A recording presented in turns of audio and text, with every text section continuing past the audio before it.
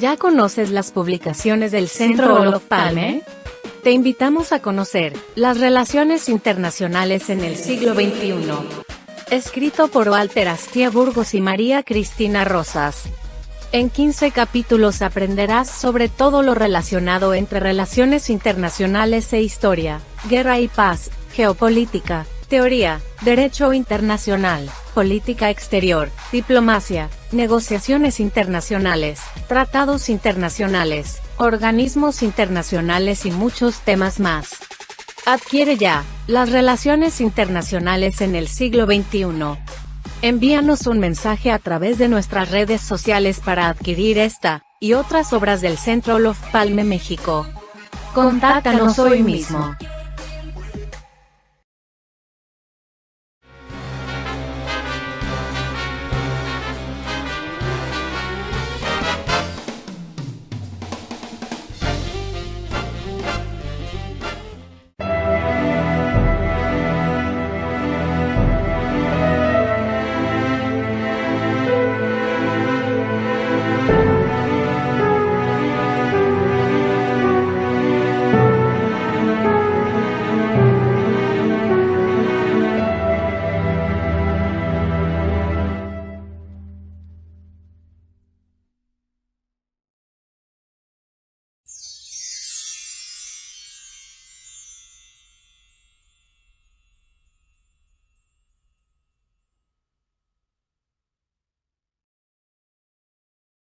Muy buenas tardes, México, Reino Unido. Sean todas y todos bienvenidos, bienvenidas a una emisión más de esta serie de entrevistas que desarrolla el Centro Olof Palme México a diversas personalidades del mundo académico, político, de la industria del entretenimiento, de la comunidad empresarial, en fin. Esta es nuestra emisión 53 entrevistas hemos tenido hasta ahora, lo cual nos complace mucho. Y hoy tenemos el enorme gusto, realmente es un gusto enorme, poder tener la presencia de la doctora Ana Elena González Treviño. Ella dirige el Centro de Estudios Mexicanos de nuestra máxima casa de estudios en el Reino Unido, y le agradecemos su tiempo y su disposición para estar esta tarde con nosotros desde Londres, en medio de una ola de calor, bueno, tremenda. ¿Cómo estás, Ana Elena? ¿Y qué tal el calorcito por allá?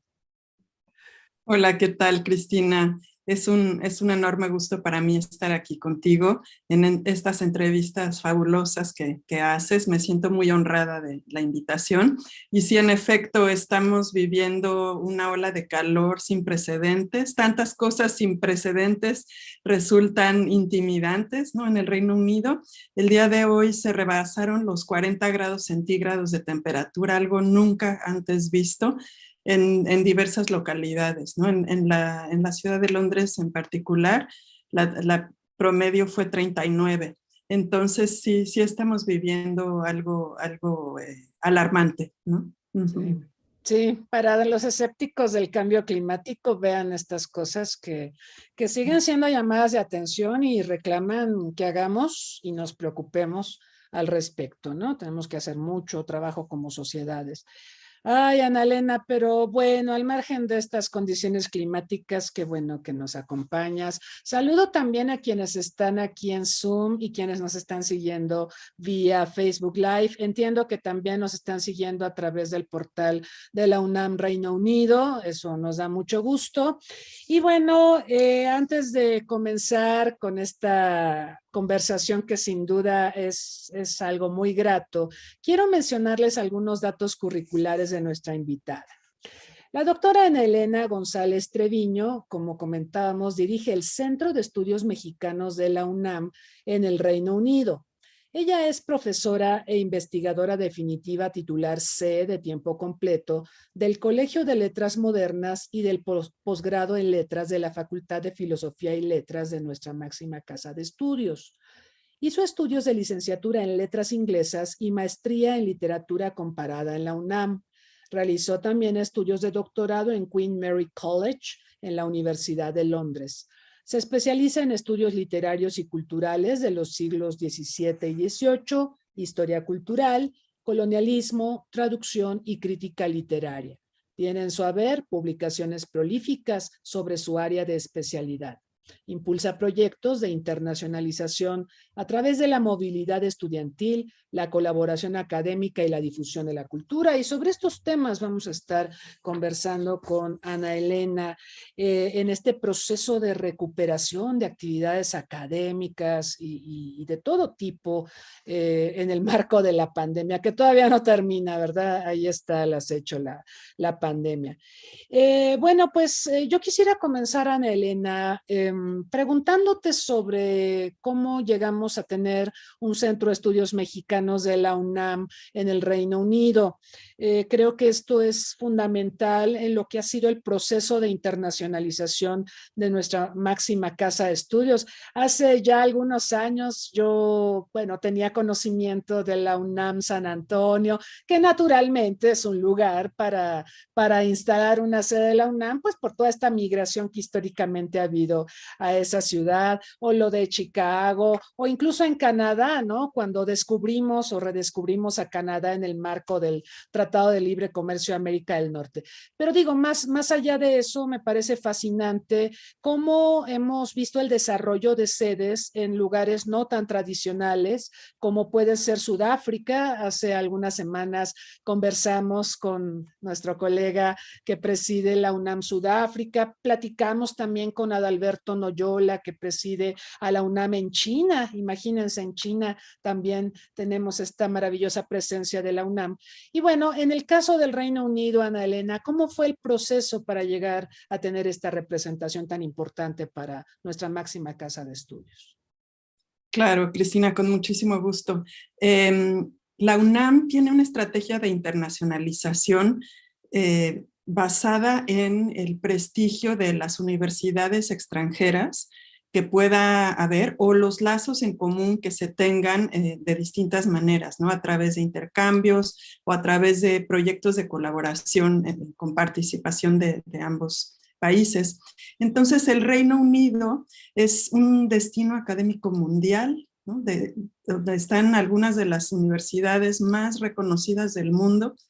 La Universidad de Oxford data del siglo XI, que en el año 2096 va a cumplir 1000 años. Suena que falta mucho, pero para darnos también una proporción, ¿no? Acerca de la enorme tradición universitaria que existe en este país. La Universidad de Cambridge es del siglo XIII, entonces, y son dos de las que han continuado una labor de excelencia a lo largo de los siglos. Y además, la educación superior en el Reino Unido ha proliferado justamente por el interés que despierta en universidades alrededor del mundo. Actualmente se cuentan 140 universidades que son miembros de la organización equivalente a nuestra ANUYES en México. 140 es un gran número y muchas de ellas destacan en distintas áreas y por eso el mundo entero las busca, ¿no?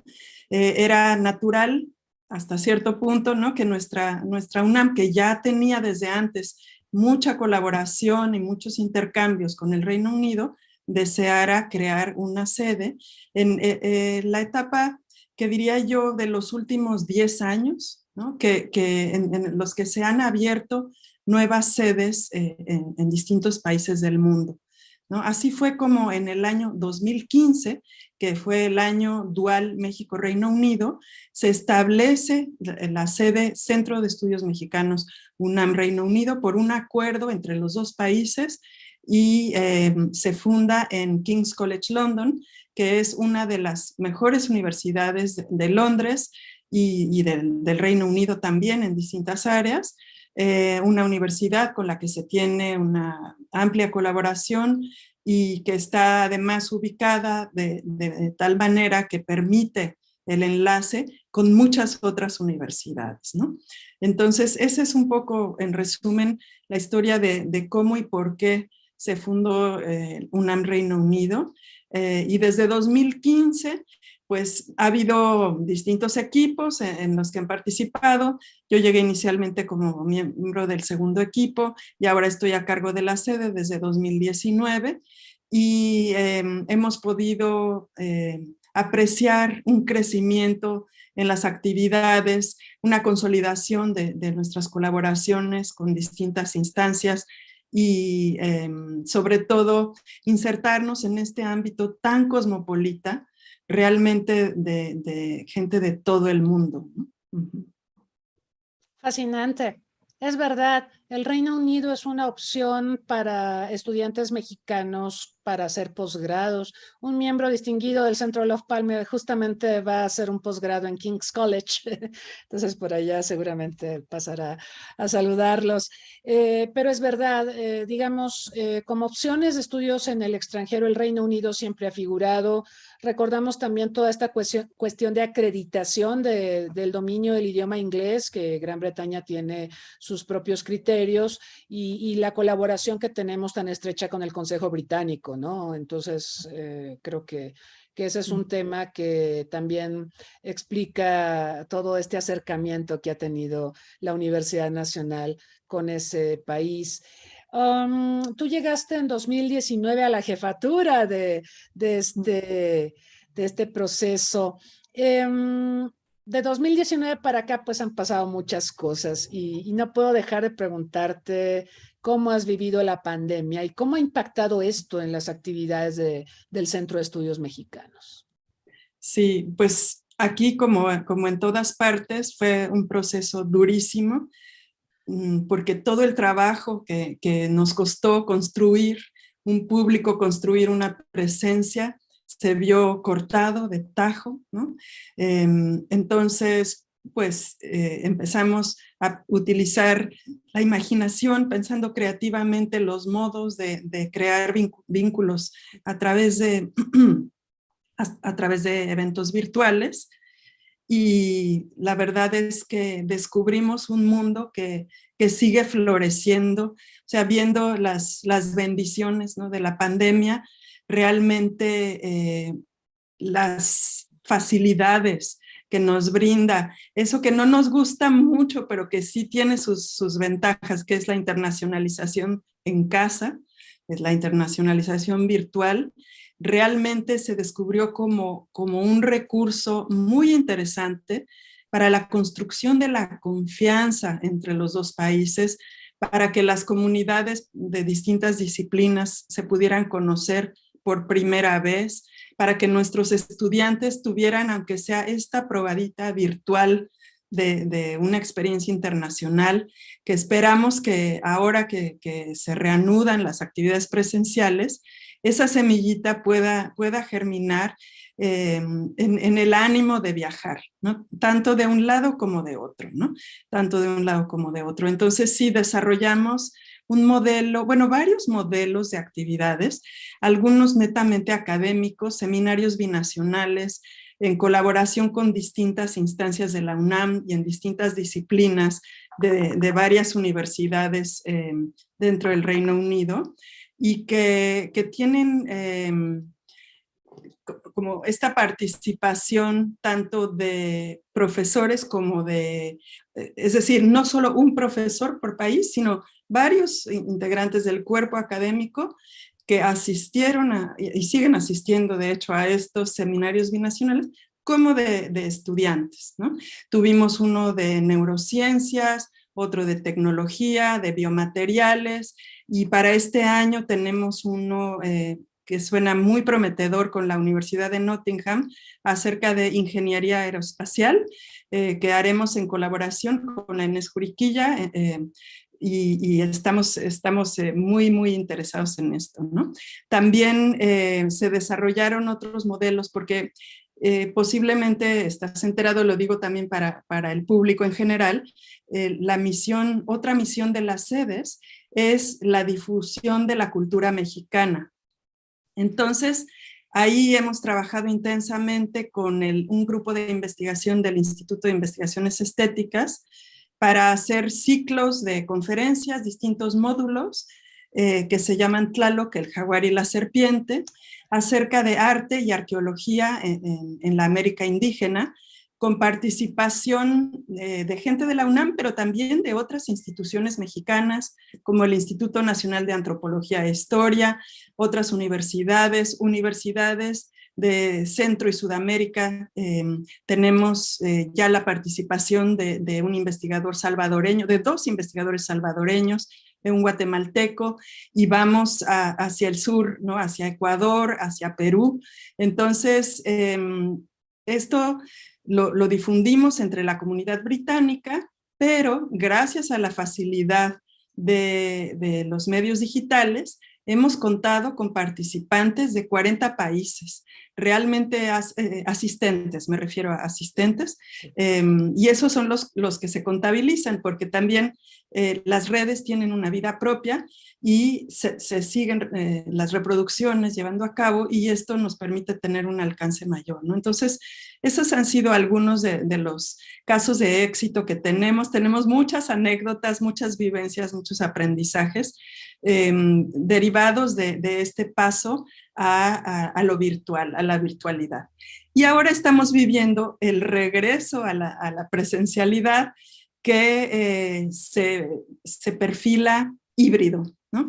Buscamos ya siempre la manera de no perder los vínculos creados a través de lo virtual, y bueno, en esas estamos. A la vez, claro, no hay sustituto para la presencia. Buscamos siempre inspirar a la gente para que dé el paso, el brinco del charco, como dicen, y eso creo que al construir esta confianza, al revelar esta alteridad que encontramos cuando vamos a un país extranjero, es cuando podemos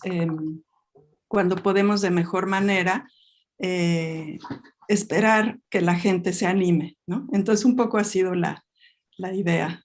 Formidable. Sí, el formato híbrido yo creo que llegó para quedarse porque nos amplía muchas posibilidades, ¿no? Yo recientemente tuve la oportunidad, la fortuna de poder participar en un congreso en España que fue híbrido. Yo estaba presente, varios colegas estábamos presentes, pero simultáneamente había personas de otras partes del mundo que o no pudieron viajar o tenían la cosita de, ay, la pandemia sigue, mejor me quedo en casita.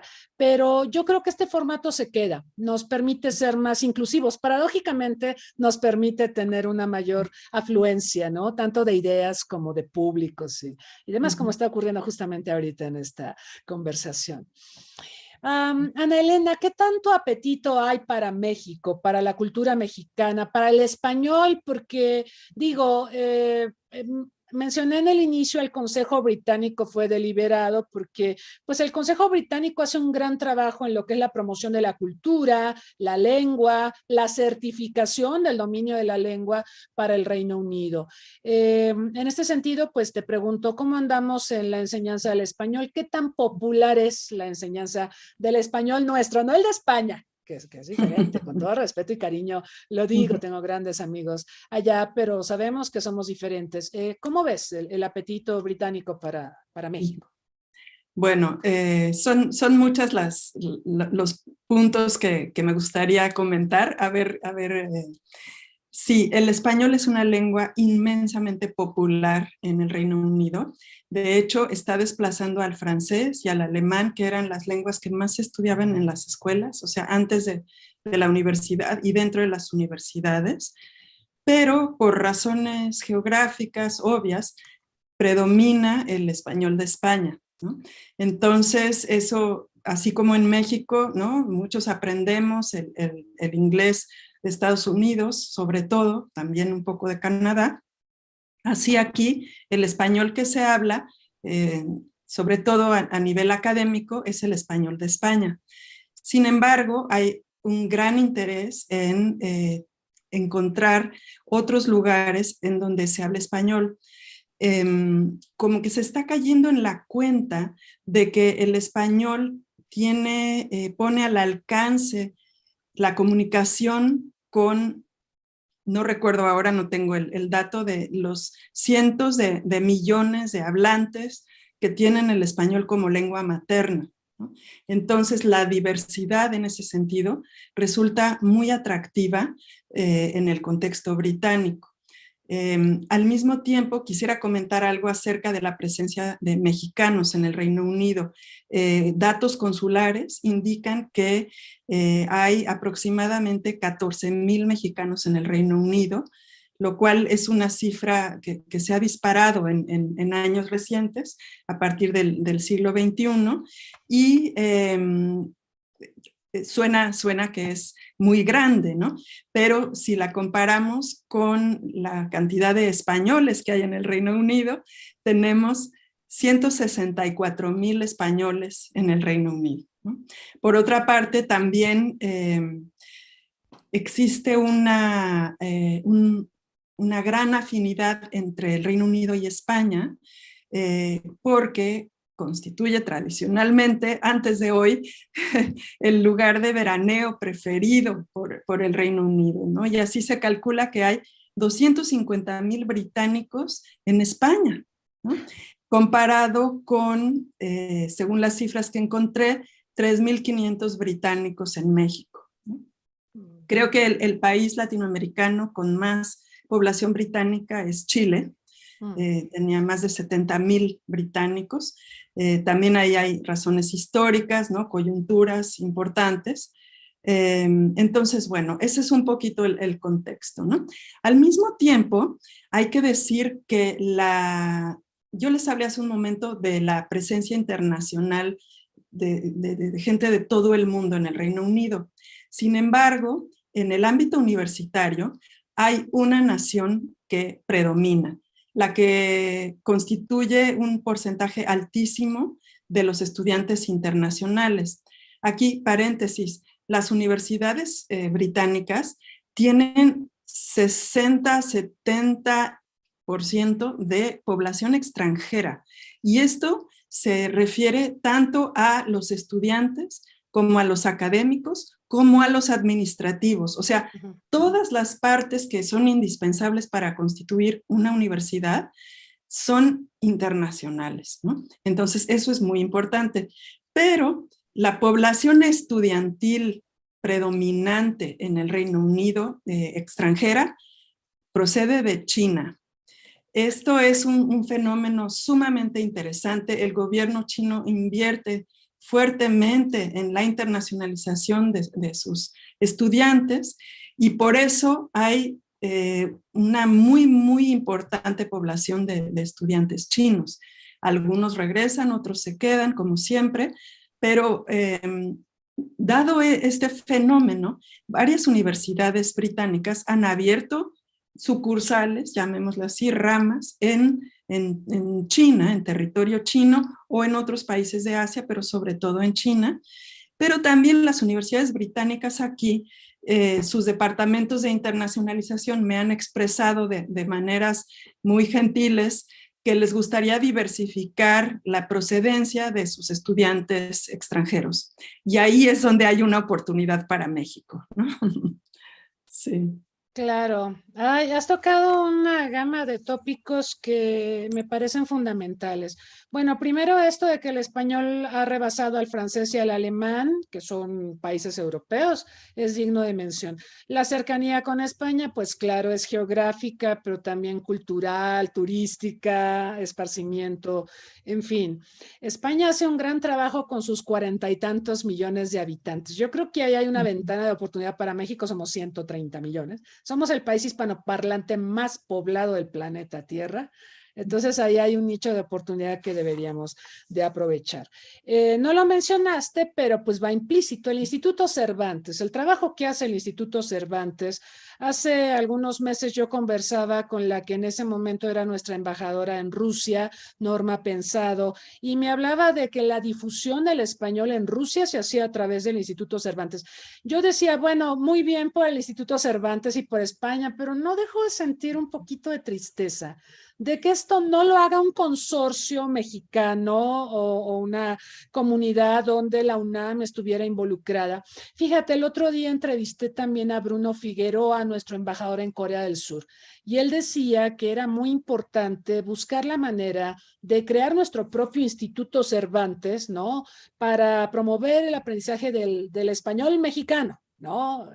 Porque sí nos ha comido mucho mercado España. ¿Cómo ves esta posibilidad, Ana Elena?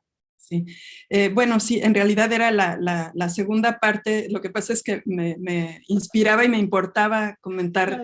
el otro aspecto, pero sí, la sede en tiempos prepandemia aplicábamos, todavía somos un centro certificado para la aplicación del examen CIELE, que es un examen que otorga certificación de distintos niveles a quienes aprenden el español como lengua extranjera.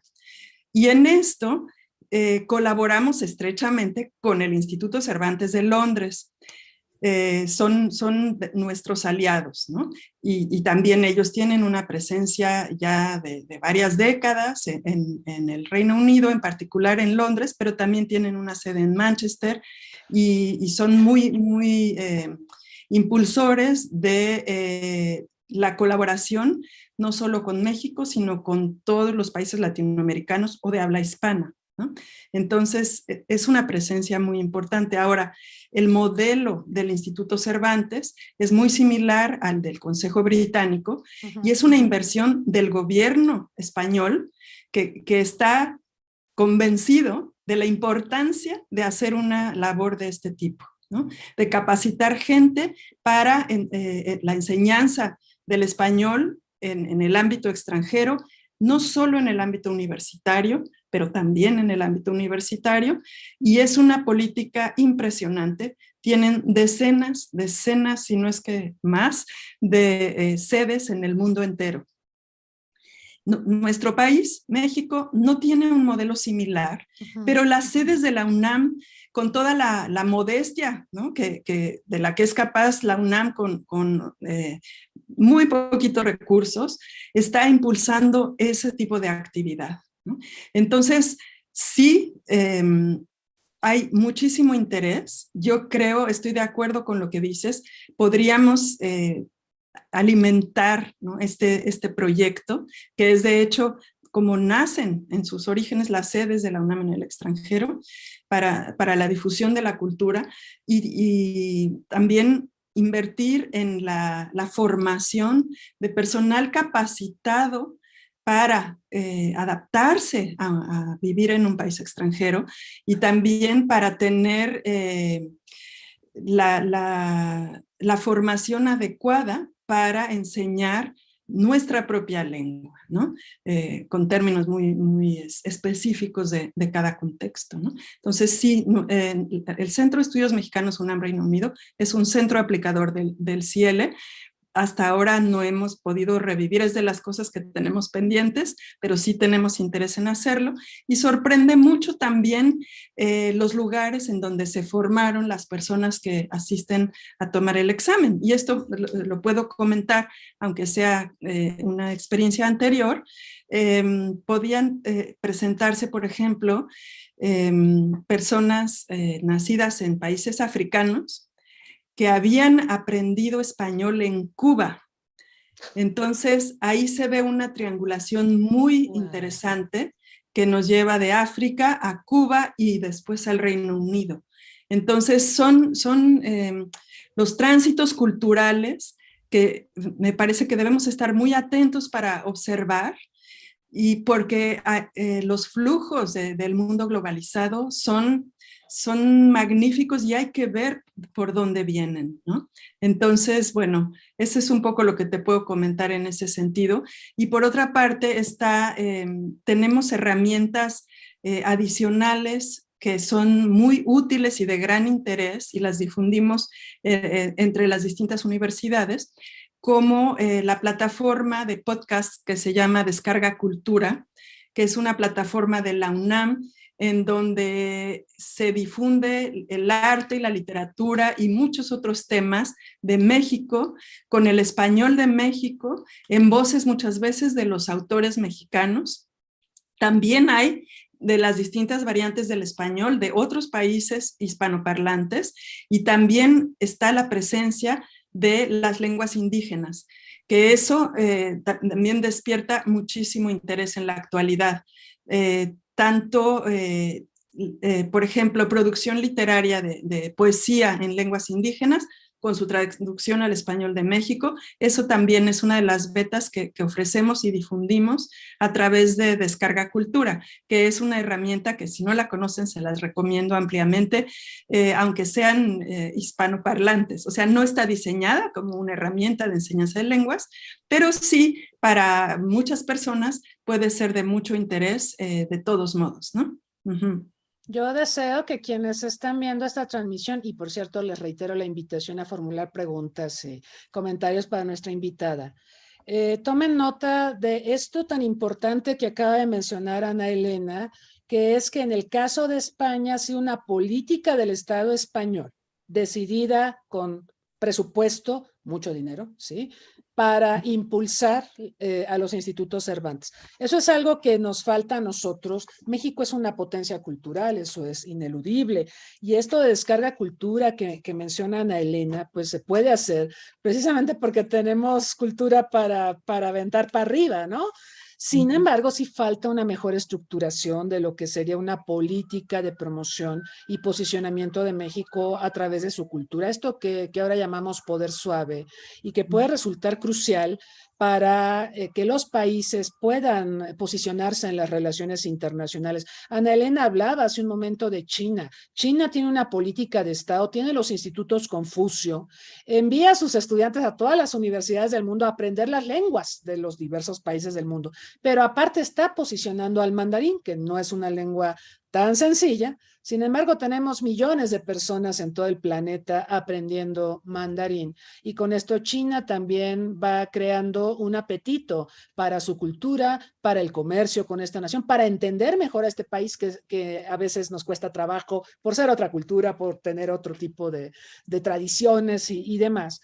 Pero ese es otro ejemplo, por supuesto, son las alianzas francesas. Lo que hace el gobierno francés con su cultura es formidable, ¿no? En términos gastronómicos, viticultura, el cine francés, en fin, el turismo. Yo creo que hay muchos elementos de esto que tiene México y en abundancia y que podríamos sin duda aprovechar para un mejor posicionamiento en el mundo. Y ojalá pudiera prosperar esta iniciativa de posicionar de mejor manera, sí, porque lo está, pero puede crecer mucho, al español de México en Europa y en diversas latitudes.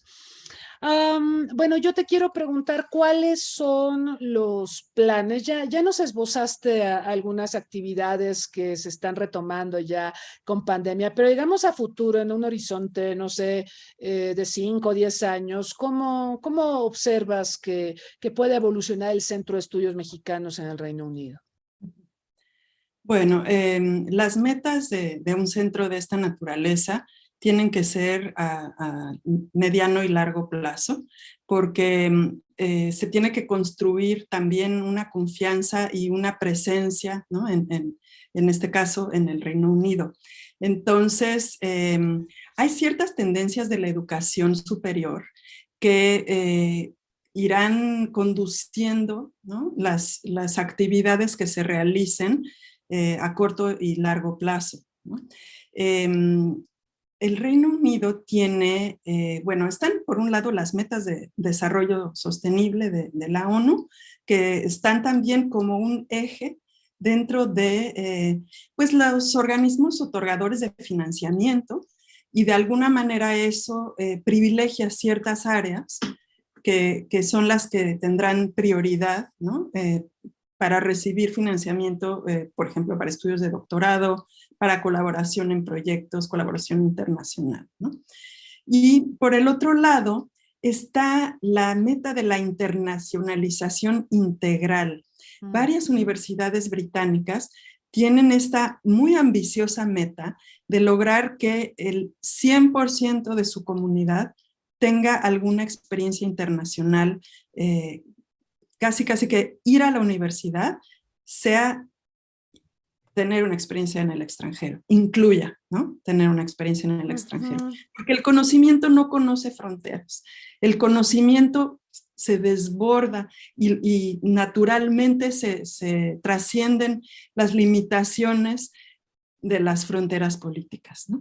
Entonces ahí vemos ya también el desarrollo de disciplinas con una perspectiva global innegable, como por ejemplo salud global, ¿no? El tema de salud que tanto nos ha impactado en tiempos recientes, no puede sino ir aumentando su importancia. Y se habla de la carrera de medicina global. Y aquí la Facultad de Medicina de la UNAM está muy pendiente de esto, ¿no? Está tomando acciones en ese sentido. Por otra parte está la ley transnacional. Todas las carreras vinculadas con el derecho internacional, en particular King's College tiene un programa muy fuerte de ley transnacional que resulta muy atractivo porque nos estamos construyendo como ciudadanos del mundo, ¿no? Que eso pienso yo que es la meta de la internacionalización, concebirnos de una manera global modifica nuestra manera de actuar y de ser en el mundo. Entonces, esto se logra a través de el encuentro con lo que es diferente, con lo que es extraño o extranjero. Está en la palabra misma. Cuando estamos dentro de nuestra zona de confort, pues creemos que todo el mundo es igual. Y cuando enfrentamos, no sé, algo cultural que los mexicanos en el Reino Unido enfrentan, es algo tan sencillo y mundano como tomar frijoles dulces, ¿no? Eso resulta un shock cultural para quienes lo enfrentan por primera vez, pero es un gusto adquirido y ya cuando se relaciona con el lugar en donde sucede, pues ya viene una comprensión de la alteridad y viene una visión más amplia, generosa, magnánima, que conduce a la integración social y a la convivencia pacífica, ¿no? Que es finalmente lo que queremos, porque la convivencia pacífica es indispensable para el desarrollo. Si no hay convivencia pacífica, no puede haber desarrollo, ¿no? Porque otra vez se está partiendo de miras muy cortas, muy territoriales, llamémosla territoriales, lo estamos viviendo también en estos tiempos de manera con mucha incredulidad, ¿no? La humanidad no puede creer lo que está sucediendo en Ucrania. Todavía nos falta bastante para poder trascender esa visión territorial de la identidad, ¿no? Seguirá siendo territorial, pero territorio tierra, ¿no? Territorio planeta. Entonces, un poco esa es la tendencia que yo veo. La idea de la internacionalización integral también es realista en el sentido de que cuenta con la virtualidad como una herramienta importante, ¿no? Como una herramienta, puede ser de inicio, como un detonador para mirar hacia afuera, ¿no? Porque también lo que sucede con muchos es que nunca queremos más a México que cuando estamos fuera, ¿no? Entonces, y eso sucede con cada nación. Al apreciar lo que tenemos, llegamos a apreciar todos los tesoros que tenemos de biodiversidad, de culturas, de lenguas, de lo que queramos, ¿no? Realmente es una cosa que no damos crédito cuando nos damos cuenta. Entonces, un poco esa es la tendencia, ¿no? Ahora, hay muchas cosas de las que podría yo platicar, en particular en lo que ha sucedido después de Brexit, pero quiero dejarte que tú platiques un poquito porque si no yo me sigo. No, justo sobre eso te iba a preguntar, porque entiendo que una de las cosas que pierde Gran Bretaña al retirarse de la integración europea es el programa Erasmus, que, bueno, Erasmus es una maravilla, le da la oportunidad a los jóvenes universitarios de hacer semestres en universidades de los países miembros y desarrollar esta especie de cultura cosmopolita, conocer otros horizontes, como muy bien lo marcabas tú. Yo te quiero preguntar, bueno, esta salida del Reino Unido del Brexit y perder Erasmus, que yo me imagino, de todas maneras va a haber jóvenes de la Europa continental que buscarán estudiar en Inglaterra por el posicionamiento de sus universidades, como también seguramente habrá británicos que seguirán estudiando en el continente europeo. Pero al margen de eso, ¿tú crees que se abre una ventana de oportunidad, por ejemplo, para América Latina, para México, para atraer, cómo está esa parte de atraer estudiantes del Reino Unido? Y esto tiene que ver también con nuestro nuestro posicionamiento como región latinoamericana y la importancia que tenemos en las relaciones internacionales. ¿Cómo lo ves? Sí, exactamente. Cuando el Reino Unido sale de la Unión Europea, se crea, y especialmente del programa Erasmus, lo que afecta a la educación superior, se crea un esquema Turing, que es el Turing Scheme, que es algo nuevo, que busca sustituir de alguna manera al Erasmus. Sin embargo, tiene diferencias importantes, ¿no? El esquema Turing, en primer lugar, no está focalizado en Europa. Y ahí es donde entra una importante oportunidad para México y para otros países. Está destinado a estudiantes en universidades británicas, ¿no? A diferencia del Erasmus, que había una reciprocidad, ¿no? Que contempla una reciprocidad, este programa no es recíproco, pero sí busca más allá de Europa, ¿no? Entonces, eso, una cosa por una parte y la otra, digamos que nos beneficia. Y hay otro aspecto del esquema Turing que es muy interesante, que también nos revela una tendencia de la educación superior en el Reino Unido, que es la de incorporar a gente que viene de circunstancias desventajosas, gente que es la primera en ir a la universidad en su familia, ¿no? Los primeros en tener una educación universitaria, y o que proceden de minorías étnicas, ¿no? de gente con desventaja. Entonces, por primera vez este verano está actualmente un grupo de beneficiarios del esquema Turing de la Universidad de Sussex visitando el Centro de Enseñanza para Extranjeros en Taxco, en Guerrero, que es un lugar precioso en donde está ubicado este centro, que es perfecto también para recibir a estudiantes que a lo mejor algunos de ellos nunca han viajado antes en su vida, ¿no? Entonces estamos muy contentos de participar en el esquema Turing y yo creo que esto se irá multiplicando, ¿no? A la vez también los financiamientos para actividades internacionales en el Reino Unido acaban de terminar, como que concluyó, por ejemplo, el proyecto del Newton Fund, que durante bastantes años fue una fuente de financiamiento importantísima para la colaboración entre universidades mexicanas y las universidades británicas, y estamos a la espera del programa que lo sustituya, ¿no? Todavía ahí estamos, el público seguramente sabe el momento político, ¿no? que se vive en el Reino Unido, que es un momento difícil, y la reestructuración de ciertas instituciones no está priorizando la ayuda al exterior a través de estas colaboraciones, ¿no?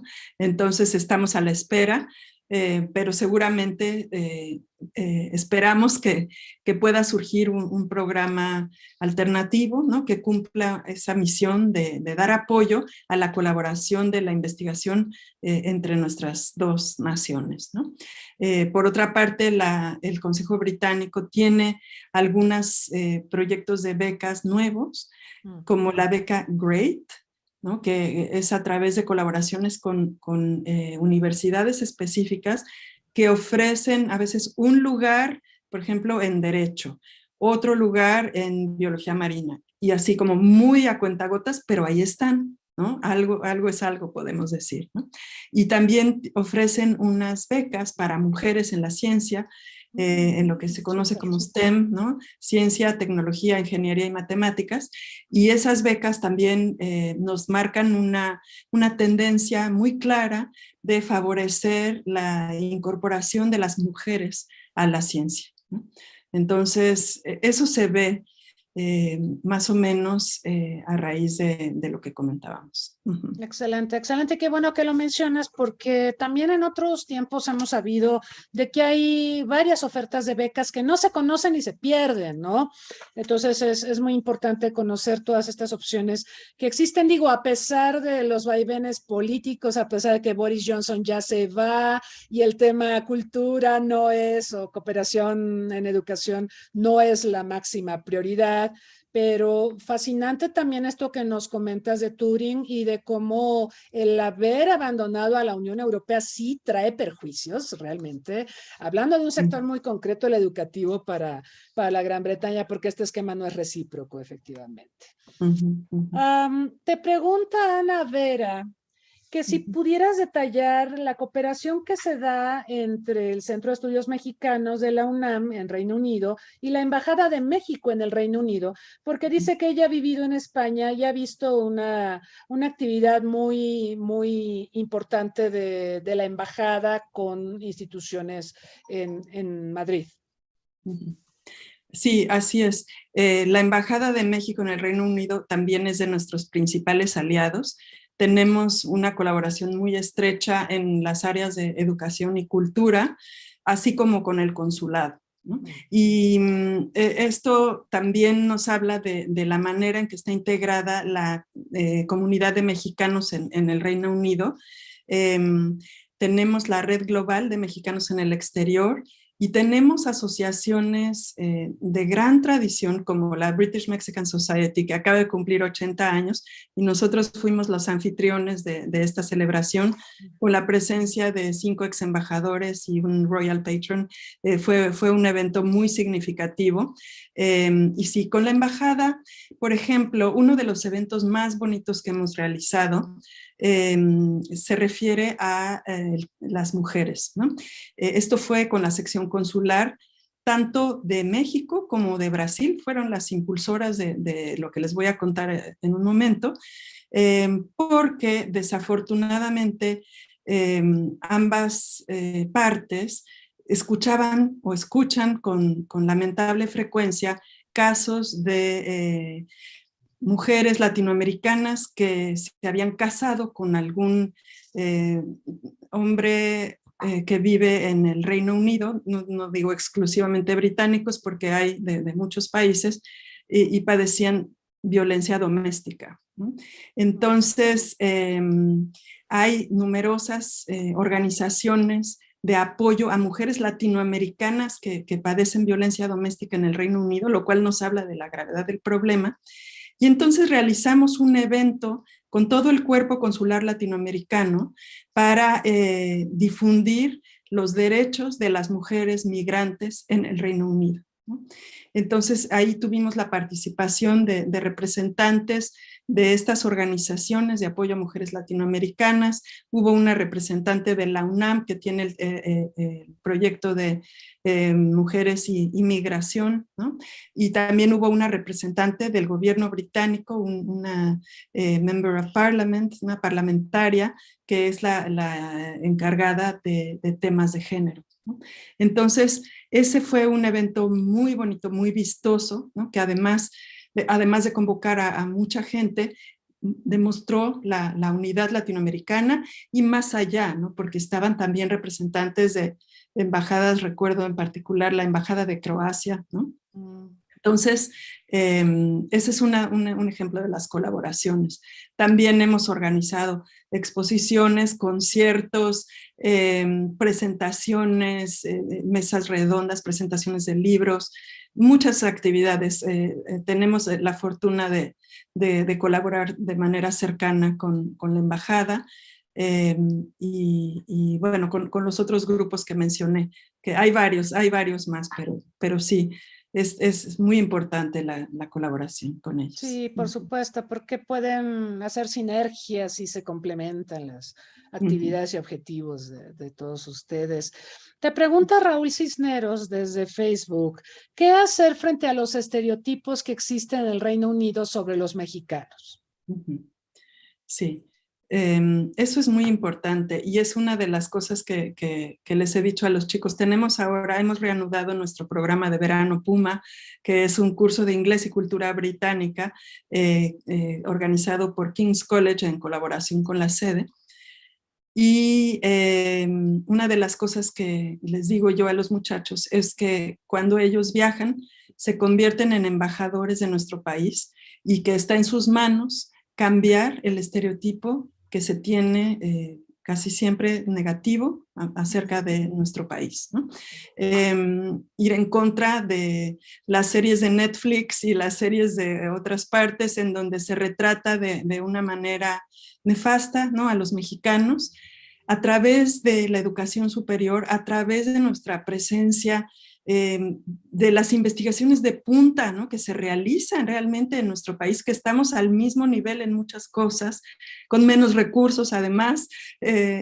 A través de eso podemos nosotros contribuir a que este estereotipo cambie, ¿no?, el estereotipo negativo, crear una presencia académica, pero para eso necesitamos que la mejor gente se anime a viajar, ¿no?, se anime a salir de su zona de confort para que pueda demostrarse, ¿no?, que somos mucho más de lo que también no somos nada más también un destino turístico, ¿no? Eso también es otra cosa con la que nos encontramos, ¿no? Cancún, sabemos que recibe grandes cantidades de visitantes de Estados Unidos y Canadá, pero el tercer país es el Reino Unido, ¿no? Entonces también esta asociación con los lugares turísticos, que me encanta que vayan, no tiene nada de malo, pero que somos mucho más que eso, ¿no? Es muy importante también afianzar la presencia a través de este tipo de intercambios, ¿no? La movilidad estudiantil, estancias académicas en el exterior, colaboración, asomarnos a ver lo que están haciendo en sus proyectos para cotejar con lo que tenemos nosotros y establecer los vínculos, que es un poco mi trabajo, ¿no? Realmente establecer correlaciones entre áreas afines, ¿no? Sí, por supuesto. Se me hace que es una labor que tenemos que hacer no solo hacia Reino Unido, sino hacia el exterior. Y también, ¿cuántas series estoy hablando de series de televisión que son tan influyentes para la conformación de los estereotipos?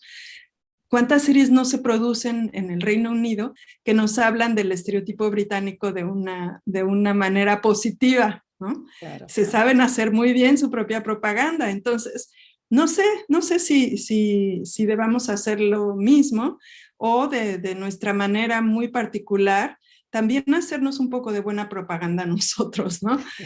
Con verdad y con hechos, ¿no? Pero también es un aparato muy poderoso, como decías, la famosa, el poder suave, el famoso poder suave de la cultura, que se da a través de muchos medios y en los que los gobiernos, por ejemplo, el gobierno español está invirtiendo muchísimo porque el alcance es impresionante. Hasta la fecha nos llegan noticias de las telenovelas mexicanas que se ven en países africanos, ¿no? Entonces, pues qué vehículo tan importante, ¿no?, que nos puede ayudar para bien, ¿no? Uh-huh. Claro.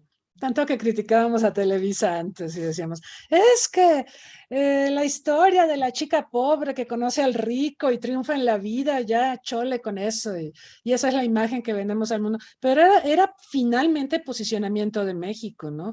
O sea, todavía viajas por América Latina y te dicen, el Chavo del Ocho, ¿no? O sea, todavía está presente en el imaginario colectivo. Pero tienes razón, Netflix y muchas producciones de Hollywood presentan imágenes muy estereotipadas y muy negativas sobre México y lo hacen porque México no está contando su historia, no está creando sus propias narrativas. Y esto que mencionas también de que Gran Bretaña genera sus narrativas y lo hace muy bien. Por ejemplo, un caso, James Bond, ¿no? El héroe que salva al mundo. Pues eso es posicionamiento de Gran Bretaña, ¿no? Como que sí, fíjate, ahora que lo mencionaste, deberíamos de trabajar más en esto, contar nuestra propia historia y una buena historia, buenas historias historias, aspectos positivos de la sociedad mexicana, de nuestra cultura, que hay muchísimas cosas buenas que decir. Formidable, muy, muy interesante. Te pregunta Luisa Esparza, digo, ya nos estamos acercando al final de la transmisión, pero es una pregunta que yo creo que nos interesa mucho escuchar tu respuesta. ¿Cómo se vive la guerra entre Rusia y Ucrania en el Reino Unido, más allá de los dichos de Boris Johnson? Sí, bueno, pues se han atravesado distintos momentos, desde el estallido de la guerra hasta el momento actual. Hubo intervenciones, la ministra del Exterior visitó Ucrania, me parece que se reunió también con Rusia, ¿no? para evitar, para intentar poner un freno, ¿no? a esta situación. Y recientemente Boris Johnson visitó Ucrania, también se reunió con el presidente ucraniano Zelensky y por una parte se han abierto las puertas a los refugiados. Hasta cierto punto ha sido también muy duramente criticado el gobierno británico por no abrir las puertas tanto como otros países, ¿no? que han recibido una gran cantidad de refugiados ucranianos. Hay una población ucraniana muy importante también en el Reino Unido, como también una población rusa. Sí. Es importantísimo. Entonces, eso por un lado, ¿no? Por el otro también, Reino Unido está aportando apoyo militar, ¿no? A través de armas. Entonces, esa es la postura del Reino Unido. Está, por supuesto, en coalición con otros países europeos para juzgar, ¿no? Crímenes de guerra que se están cometiendo, etcétera. Es una situación sumamente delicada. Yo no soy especialista, entonces esa es mi apreciación, pero sí, es algo muy, muy complicado y como decía hace un momento, ¿no? Que se ve con incredulidad, porque la memoria de la guerra es muy reciente aquí. Están estos cenotafios en donde varias veces al año hay ceremonias en donde se conmemora a los caídos en la Primera y en la Segunda Guerras Mundiales, y están los nombres, ¿no? En las estaciones de metro de todos los que murieron, en los panteones, por supuesto, pero no en lugares públicos que se frecuentan, hay una presencia muy importante de este recuerdo. Los edificios conservan las huellas de la metralla, por ejemplo, ¿no? Entonces, está el Imperial War Museum, ¿no? El Museo de la Guerra. Están muy, muy frescas esas heridas y al mismo tiempo, pues la configuración del mundo es distinta y bueno, pronóstico reservado. Sí, y yo creo que esto se va a prolongar lamentablemente. Yo creo que este conflicto va a seguir y seguir hasta por bastantes meses. Ojalá no, ojalá terminara, porque ha generado demasiado sufrimiento, desplazados, refugiados, problemas económicos tremendos en todo el mundo, que esa es otra cosa, ¿no? Ahorita vemos cómo se disparan los precios de hidrocarburos, de cereales, en fin.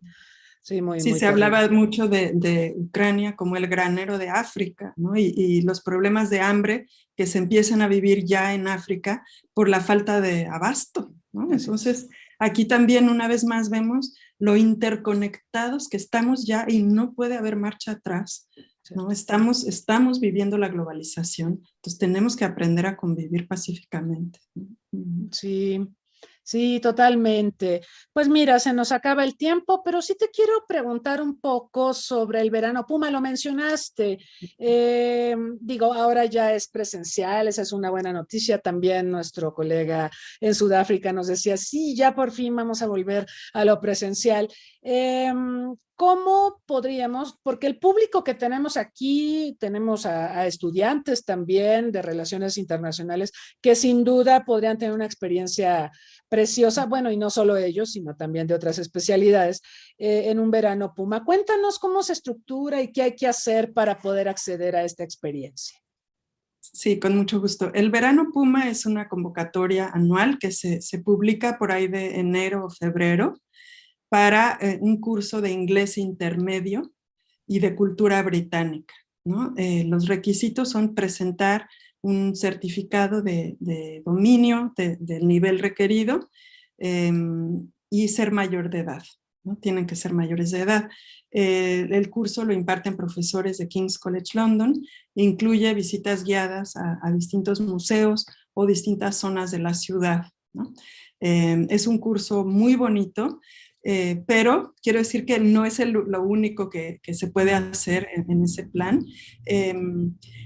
Existen también otras opciones fomentadas por la Dirección General de Cooperación e Internacionalización, la DGESI, a través de esquemas de movilidad estudiantil que pueden pasar un semestre, que es más el Verano Puma dura 3 semanas, que nos encanta y que vengan, pero también tienen esta opción, los números son más reducidos.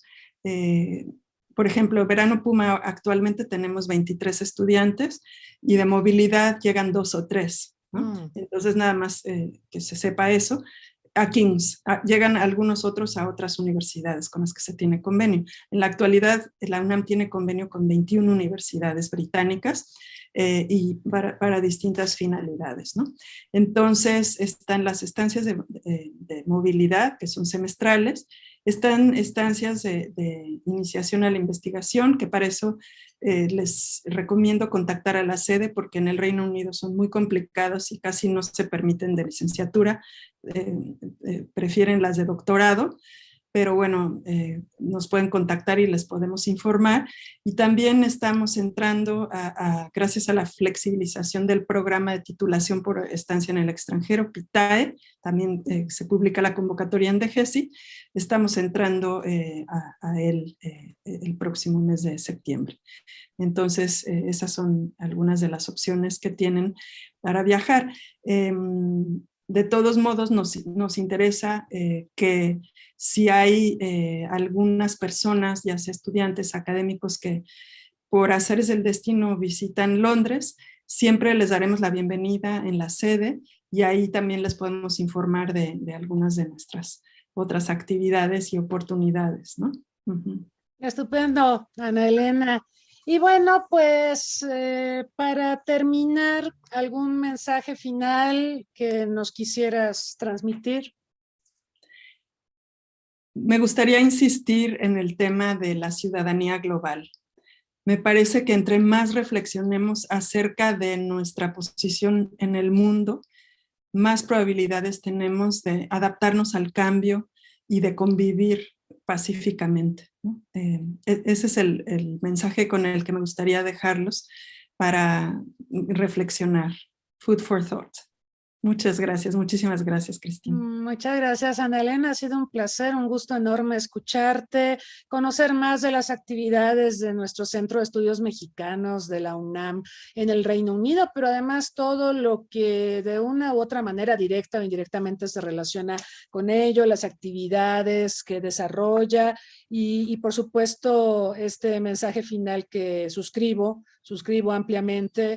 Yo creo que vivimos tiempos complicados y es necesario ser más proactivos para enfrentar no solo el desafío de este conflicto bélico, también el desafío ambiental, también el desafío de la delincuencia organizada y tantos otros que flagelan a nuestras sociedades. Hago votos también porque México tenga un mejor posicionamiento en las relaciones internacionales a través de su cultura, de su gran cultura, que sin duda tiene un potencial. Ya aquí se ha hablado de algunos esbozos de ese potencial, pero la realidad es que es inmenso. Ojalá podamos avanzar en esa dirección. Agradezco también a todos quienes nos han sintonizado, a quienes nos han acompañado aquí en Zoom, en Facebook Live, a quienes nos mandaron preguntas. Gracias y los invito este jueves. Vamos a tener nuestro seminario COVID-19 y la gestión de crisis en un mundo complejo, donde vamos a analizar justamente los 50 años de la Conferencia de Estocolmo, donde se abordó la problemática problemática ambiental y vamos a ver qué hemos hecho en 50 años. Tal pareciera que no mucho, pero vamos a escuchar a los expertos en este tema. Y la próxima semana los invitamos muy cordialmente para la entrevista de Una Tarde con. Nos va a acompañar Nacho Cázares, que es productor.